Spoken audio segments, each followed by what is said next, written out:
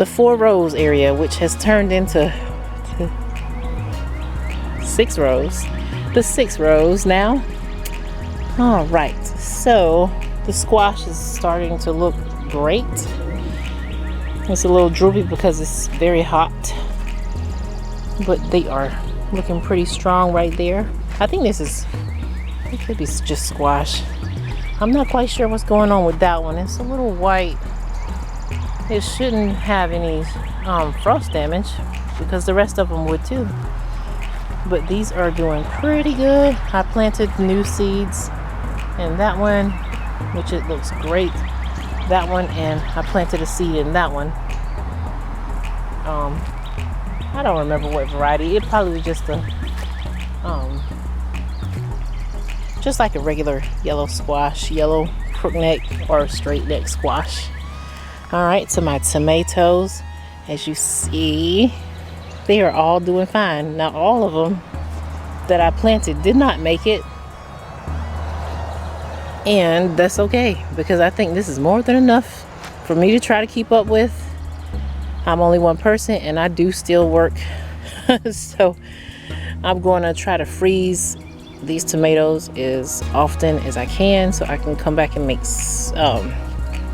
ketchup and tomato sauce and just stewed tomatoes for other projects down in the future when it's cold and I don't have access to the tomatoes. So as you see, I have 2 trellises up. I wanted to put another trellis on this aisle and then one on the following aisle, and I might still do that. I need to kind of get like posts for the middle section to give it more support. I have not done that yet, and I've been trying to come through and pick off the bottom leaves so they can get good airflow down here. As you can see, I've been picking off the leaves, and everything looks healthy, and they're starting to start kicking out flowers and stuff. Let's see. Yep, I'll have a flower on that one tomorrow. This one is already doing its thing, and hopefully we'll have some bees to come pollinate these babies. And I think these are the oxheart. These 2 rows are supposed to be oxheart, but since the plants have been dying and I have been replacing them with replacements, they might not all be oxheart. So it might be a couple Amish paste tucked in here. I hope I have that cherry sweet 100 in here somewhere. And you know, the sweet 100 cherry is a grower, so I'm gonna have to try to keep that managed because it's gonna get out of control really fast. So like I said, I'm gonna try to keep that under control, and I tried to tie up the biggest ones with a rope, which they are definitely doing good still. And they're starting to produce their little flowers too. Sorry, pulling weeds as I go because I don't want to do it later. All right, so I should have some tomatoes off of these, and I should know what they are for the most part on this back row. I did have 1 or 2 random, looks like squash plants, so I tucked them in here with the potatoes. That probably was a bad call, but they are starting to produce male flowers because those don't look like females to me. And this little one right here is it's still trying to kick out some more leaves before it kicks out some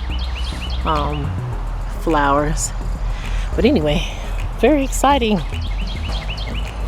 This middle row right here, they're looking good. They're all straight for the most part, except for these 2 down here, these 2 slackers. I'm gonna have to find something to stake those up with. I have some stuff, but I need to just find it. It's somewhere in the yard. Okay, but yep. And these 2 rows are supposed to be like the Amish paste Mountain Majesty slicing tomato. And I think that's it. Amish Pace, Mountain Majesty. And it might be one of the Amish Oxheart up here too. Like I said, I replaced as I need to. The corn is looking good. Now each row, the left row and the right row, are two different varieties of corn. They are looking good, but some of the corn on this side, sadly, did not germinate. And so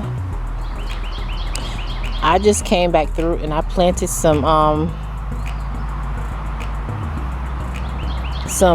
Aunt Molly's ground cherries in the holes, because I never had a plant that made it because it was too cold, or I let it dry out and it died. And so I'm trying it again right here, and this is the first line that gets water, so for sure those seeds will hopefully germinate. I put about 4 or 5 seeds in each hole, so I'm sure one should germinate from each hole at least.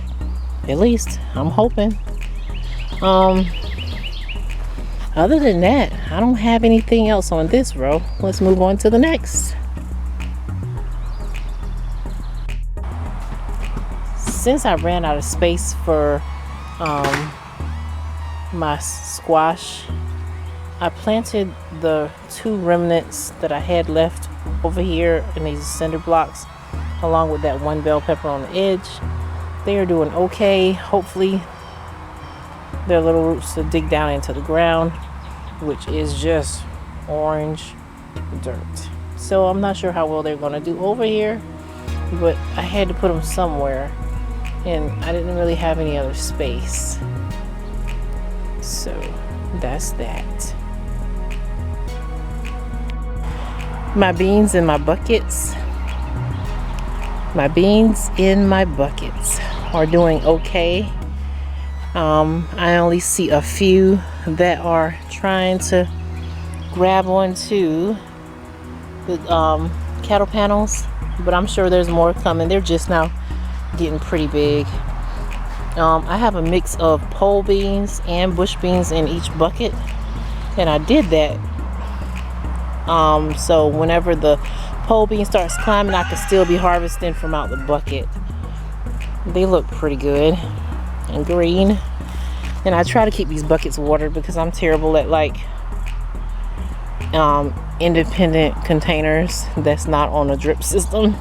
So I try to make sure I remember to come out here and water these, because they'll die and then I'll feel terrible because I wasted all that time. Anyway, so I planted some more seeds in this bucket. These are the cucumbers, and I got a couple other varieties in the other day, so I came out and planted that one, that seed there, and then that one right there. I think that's a loofah. That might be a loofah, who knows. But the one on the front looks pretty good. Some of them are going to be a bush cucumber, others are going to be climbing.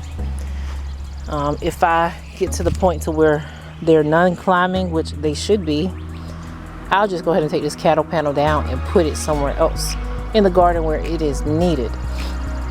But for the moment, I'm going to let them do their thing in these 2 little buckets that we got and see what happens. Let's move on to the next. Alright, so this area is the watermelon area / peach tree bucket area. Anyway, so let's walk up and see. As you can see, a general view of the area. All the beds are full and green. All of my holes that I created down here, it was supposed to be an alternating pattern: raspberry, mango, raspberry, mango, raspberry, mango, such and such, all the way down to the end. Of course, I can't germinate mango seeds to save my life. So if anybody has any ideas on how to make it germinate a little better so I can actually have a plant before I put it in the ground, please leave your comments below, because I need assistance. I don't eat mangoes, but everybody else in the family does, and mangoes are getting pretty expensive, so I need to find a solution for that. So if you know how to grow mangoes successfully from seed, connect with me, because I need all the tips and tricks that I can get. All right, so this tree right here, I planted this pecan tree as a placeholder in one of my garden boxes that I had here when I first started a long time ago. I've been doing this over 14 years now, so it's been a while. And then I didn't realize that pecan roots and pecan trees grow deep really fast, and so I tried to remove it and it broke off, and I thought that was the end of it, but it came back with vengeance, and this is just where it's gonna grow. Okay, so we'll have pecans in about 20 years. Huh. Now this was supposed to be my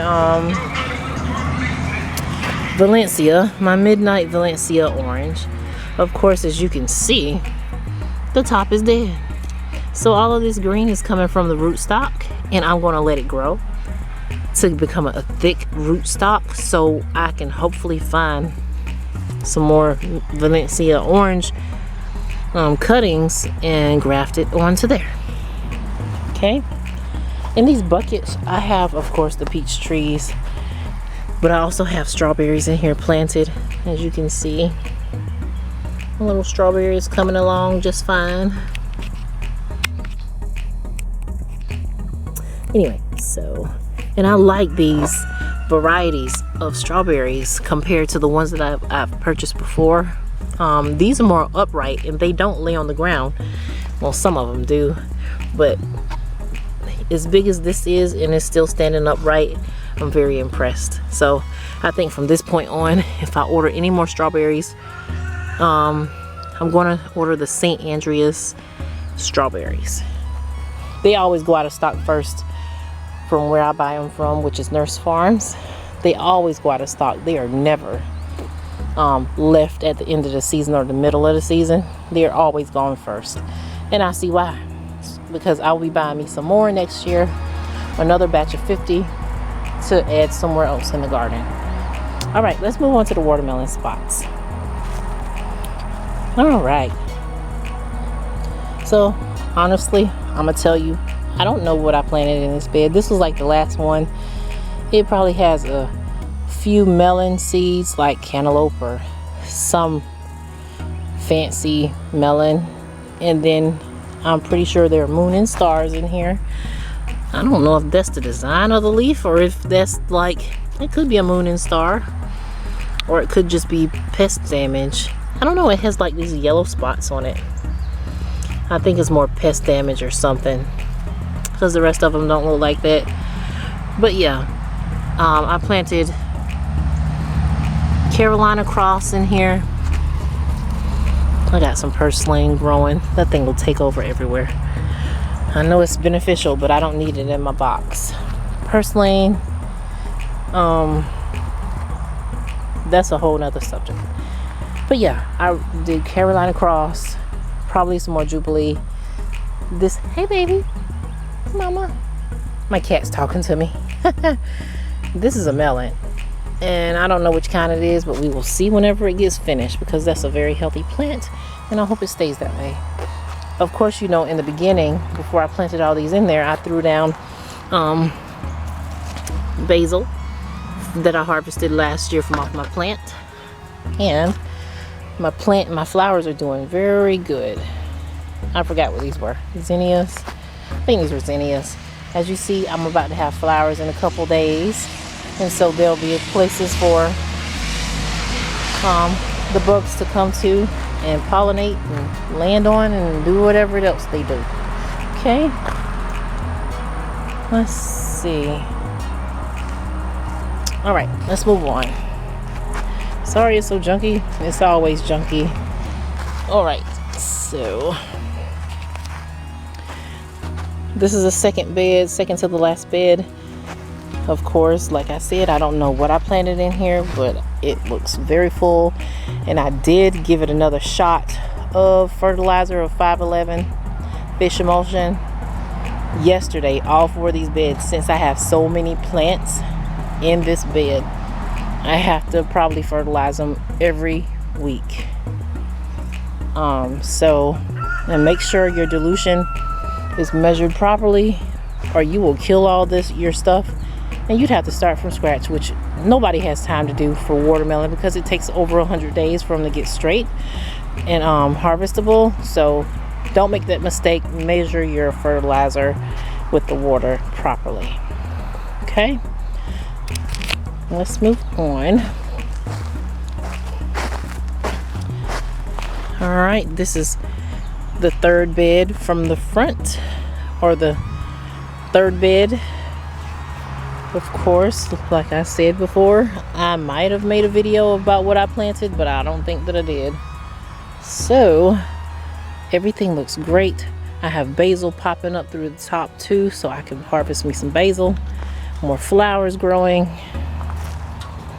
I think I put at least 3 to 4 varieties in each box, so that's good. I was trying to use all of my watermelon seeds varieties that I had so I could make more seeds so I won't have to buy anymore.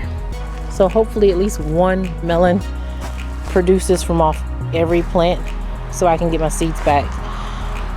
All right, so this bed looks a little different. It has more melons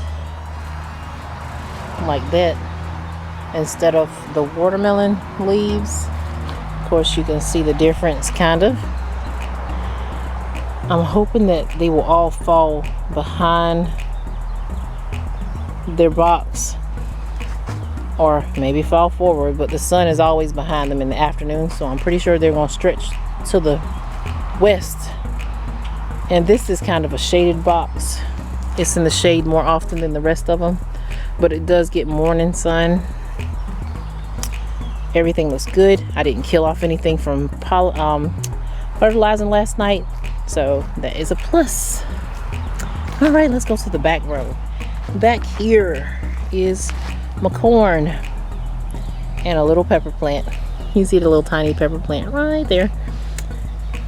Obviously, I was very impatient when I was sowing the seeds, and my pepper didn't grow. So I stuck a corn in there, and then the corn germinated, and after the corn germinated, the pepper germinated. So I just left them both there. I left them there. And then these are the other peppers that I have on this back side. I didn't really have a permanent place for them, but I think once these are done, I'm going to probably put up a trellis somehow or another and grow beans on this back side so I can have a little bit of privacy back this way. Then it would shade the boxes, so I have to consider that. All right, so whew. All right, so that is the complete view of this area, the watermelon / peach bucket area. Strawberries, these are the St. Andrews strawberries, the ones that stand upright. They are doing fine, just fine in this box. This is the other box of strawberries that I got, the ones that actually sit on the ground, which I don't like so much because every time I pick up one, something has already eaten it. So that's one of the reasons why I don't like these down here. So I did manage to plant one St. Andrews in there, but for the most part the insects are definitely eating these. Not quite sure how to fix that, but yeah.